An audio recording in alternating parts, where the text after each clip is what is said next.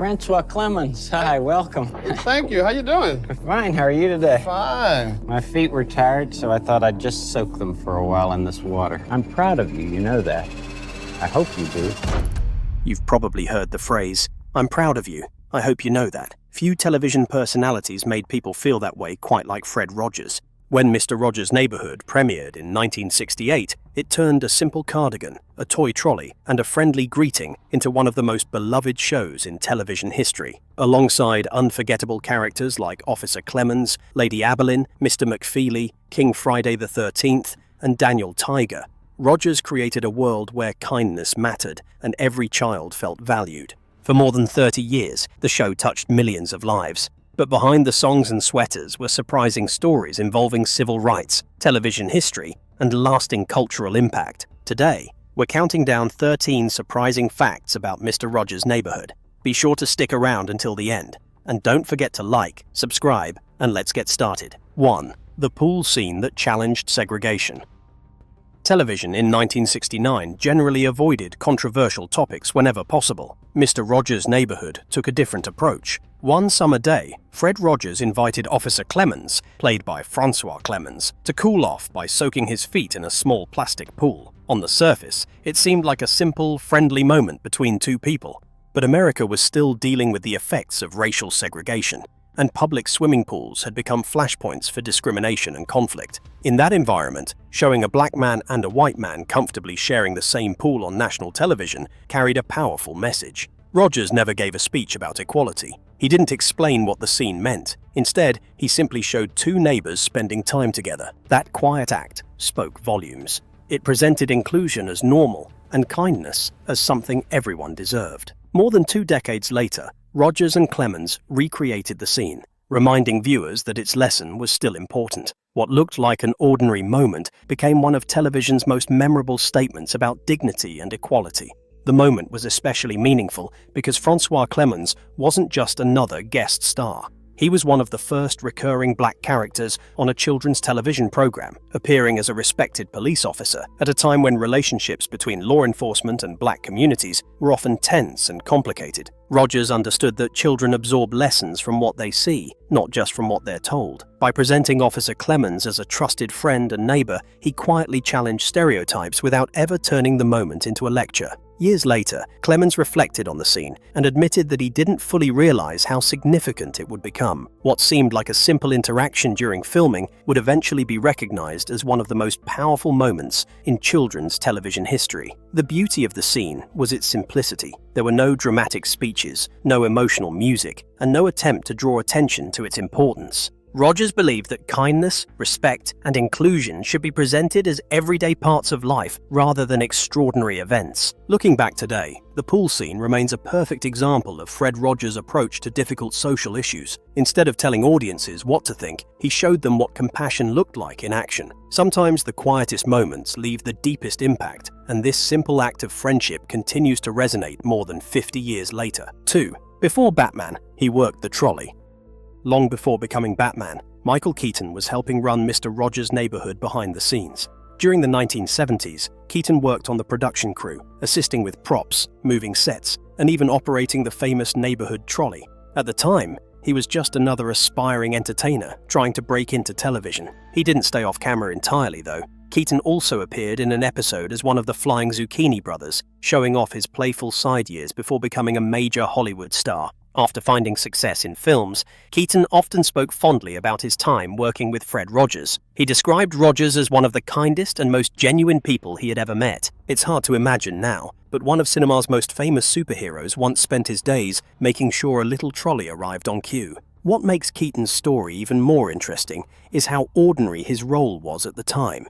He wasn't being groomed for stardom, and nobody on set could have predicted that the young crew member helping move props would eventually become one of Hollywood's most recognizable actors. Working on Mr. Rogers' Neighborhood also gave Keaton a front-row seat to Fred Rogers' unique approach to television. Day after day, he watched Rogers treat everyone on the set with the same respect and kindness that viewers saw on screen. According to people who worked on the show, Rogers was just as thoughtful behind the cameras as he was in front of them. Years later, after becoming a major star through films like Beetlejuice, Batman, and Birdman, Keaton never forgot those early experiences. He often credited Rogers as someone who left a lasting impression on him both professionally and personally. The contrast between the two careers is remarkable. One man became famous for portraying superheroes, villains, and larger-than-life characters. The other became famous simply for being himself. Yet Keaton has suggested that Fred Rogers possessed a different kind of strength altogether. He showed that compassion, patience, and genuine concern for others could be just as powerful as anything seen in a blockbuster movie. For a young Michael Keaton, that may have been one of the most valuable lessons he ever learned. 3. His favorite number was a secret message.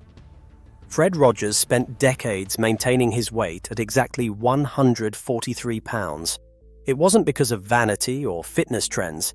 The number had a much deeper meaning to him. For Rogers, 143 was a simple code. 1 letter in I, 4 letters in love, and 3 letters in you. The phrase perfectly reflected the message he wanted children and families to hear throughout his life. Every time he stepped on a scale and saw that number, it served as a quiet reminder of his purpose. While many people viewed weight as a matter of appearance, Rogers saw it as a symbol of love. The meaning became so well known that Pennsylvania eventually created 143 Day to honor Rogers' legacy of kindness and compassion. What made the number even more special was how perfectly it reflected the way Rogers lived his life. He wasn't interested in fame, ratings, or celebrity status. At the center of everything he did was a simple desire to help people feel loved and valued. The code became a quiet, personal reminder that every interaction mattered. Whether he was speaking to millions of viewers through a television screen or replying to a single child's letter, Rogers approached people with the same warmth and sincerity. Friends and co-workers often noted that he genuinely practiced the lessons he taught. The kindness audiences saw on television wasn't an act created for the cameras. It was part of who he was every day. That's one reason why the message behind 143 resonated so deeply with those who knew him. Over the years, the number developed a life of its own among fans. Many people began using 143 as a shorthand way to express affection and appreciation, inspired by Rogers' simple explanation of its meaning. Even decades later, the number remains closely tied to his legacy. It serves as a reminder that love doesn't always need grand gestures or dramatic speeches. Sometimes it can be communicated through the smallest things, a thoughtful word, a kind action, or even a number on a scale. For Fred Rogers, 143 wasn't just a number. It was a daily reflection of the message he spent his entire career sharing with the world. You are loved, you matter, and you always have value. 4. The sneakers were actually a technical fix. One of the most recognizable moments in every episode was Fred Rogers changing from dress shoes into sneakers. For many viewers, it felt symbolic, a signal that it was time to slow down and spend a few peaceful moments together. But the original reason was surprisingly practical. The studio microphones picked up the loud clicking sounds from Rogers' dress shoes as he walked across the set.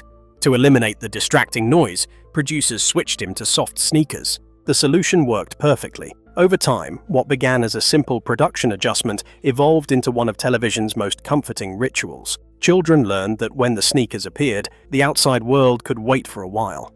What started as a technical necessity eventually became part of the show's identity. 5. Most of the puppets were voiced by one man.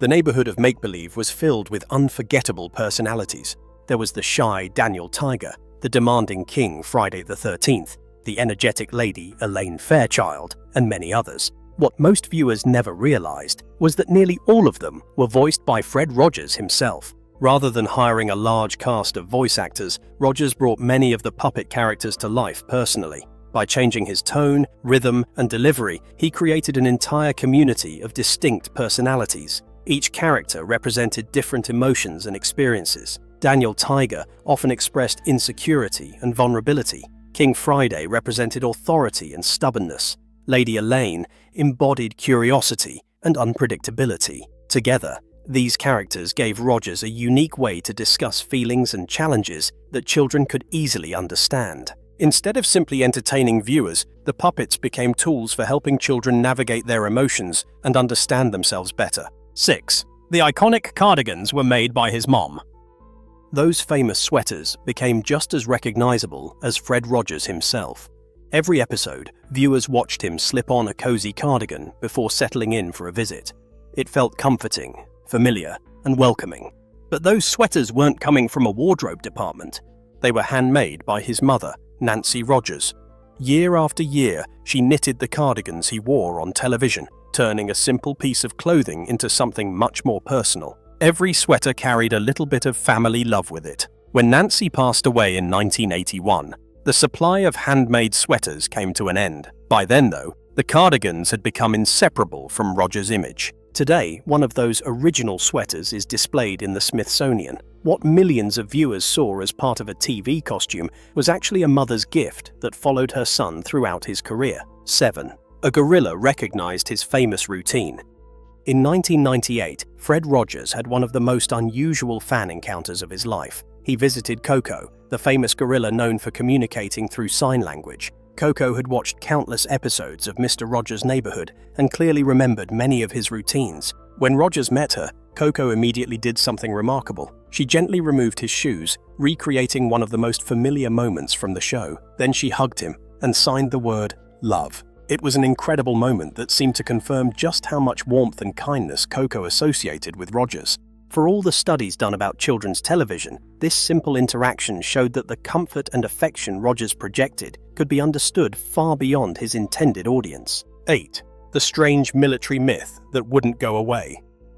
For years, one of the most bizarre rumors on the internet claimed that Fred Rogers had secretly been a military sniper. According to the story, he supposedly wore long sleeves to hide tattoos earned during a violent military career. The rumor spread everywhere. People repeated it with confidence, despite having no evidence to support it. The truth was much less dramatic. Fred Rogers never served in the military. During those years, he was studying, preparing for ministry work, and developing ideas that would eventually shape his television career. So why did the story become so popular? Part of it may have been because some people found it hard to believe that someone could genuinely be as kind and gentle as Rogers appeared on screen. Others may have confused him with another man who shared the same name. Either way, the rumor says more about society's fascination with hidden secrets than it does about Fred Rogers himself. 9. Live jazz gave the show its heartbeat. Most children's shows rely on pre-recorded music and simple background tracks. Mr. Rogers' Neighborhood took a very different approach. For decades, the show's music was performed live by a jazz trio led by pianist Johnny Costa, often called the Bach of Mr. Rogers' Neighborhood. Rather than playing the same cues over and over, the musicians improvised throughout filming. They adjusted their playing to match the mood of each scene, whether it was playful, emotional, thoughtful, or comforting. Many children probably didn't realize they were listening to jazz. They simply felt the warmth and emotion the music added to every conversation and story. But for adults and musicians, the quality was remarkable. Rogers believed children deserved great music, and the live performances helped give the show a depth that most children's programming never attempted. 10.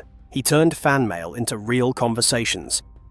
Even though millions of people watched his show, Fred Rogers never wanted viewers to feel like strangers. Before email and social media existed, he made it a priority to respond to fan mail personally. Working alongside his longtime assistant, Elaine Crozier, Rogers spent countless hours reading letters from children and families. Some letters shared happy moments, while others described fears, grief, or difficult situations at home. Instead of sending generic responses, Rogers took the time to write thoughtful replies. On many days, he answered dozens of letters, treating each one as important. For the children who received those responses, it felt like hearing directly from a trusted friend. While many celebrities kept their distance from fans, Rogers did the opposite. He transformed television fame into a genuine connection, making viewers feel like they truly belonged in the neighborhood. 11. He helped children understand war during a tense time.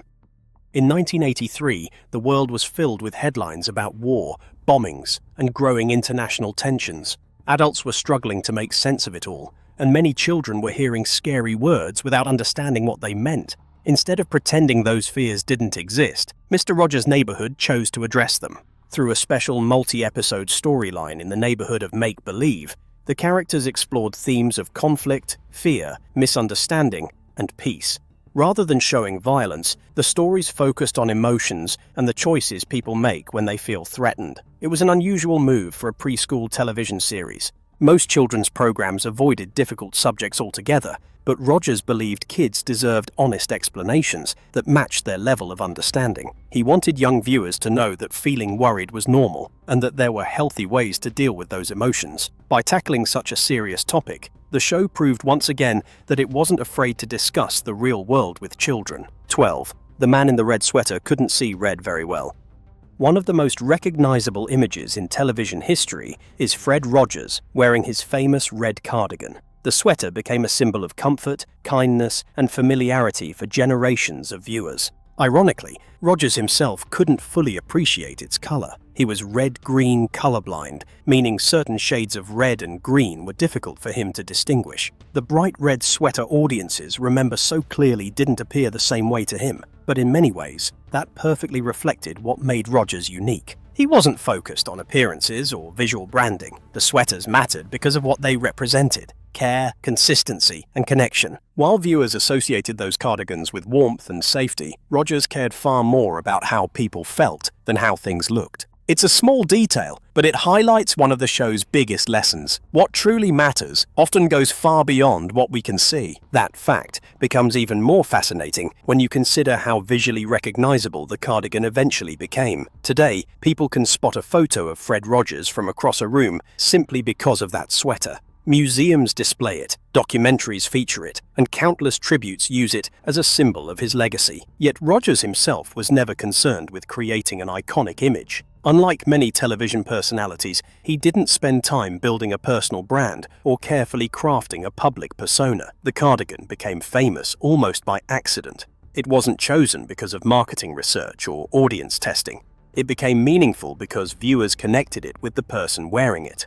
The sweater represented comfort during difficult days, reassurance during uncertain moments, and acceptance when children felt misunderstood. Those emotional connections were far more important than the actual color of the fabric. In a television industry that often focuses on appearances, ratings, and image, Rogers offered something different. He reminded audiences that character matters more than presentation, and that genuine kindness leaves a stronger impression than any carefully designed visual identity. Perhaps that's why the cardigan remains so memorable decades later. People don't remember it because it was red. They remember it because of what happened while it was being worn. 13. A kids' show that quietly changed television. Mr. Rogers' Neighborhood never tried to be shocking or controversial. Yet by staying true to its values, it became one of the most quietly revolutionary shows ever created. At a time when television increasingly relied on louder entertainment, faster pacing, and bigger spectacles, Rogers took the opposite approach. He slowed things down. He encouraged children to talk about feelings. He welcomed people from different backgrounds and treated every viewer with respect. The show discussed topics many adults found difficult, including death, divorce, disability, racism, and war. It never relied on sensationalism or fear. Instead, it trusted that honesty, patience, and compassion were powerful enough to hold a child's attention. Rogers didn't need dramatic headlines or controversy to make an impact. His simple message, that every person has value, challenged many assumptions about what television could be. In the end, Mr. Rogers' Neighborhood became much more than a children's show. It became a reminder that kindness itself can be a powerful act. Those were 13 surprising and inspiring facts about Mr. Rogers' Neighborhood and the remarkable man who made it all possible. From the unforgettable pool scene with Officer Clemmons to the handmade sweaters, the heartfelt letters, and the lessons about kindness that still resonate today, it's easy to see why Fred Rogers continues to influence generations long after the show ended. Which fact surprised you the most? Was it Michael Keaton's connection to the show, the story about Coco the gorilla, or the way Rogers tackled difficult topics with such honesty and care? Let us know in the comments below. If you enjoyed this trip back to one of television's most beloved neighborhoods, don't forget to hit like and subscribe for more stories about the classic shows, actors, and behind-the-scenes moments that shaped entertainment history.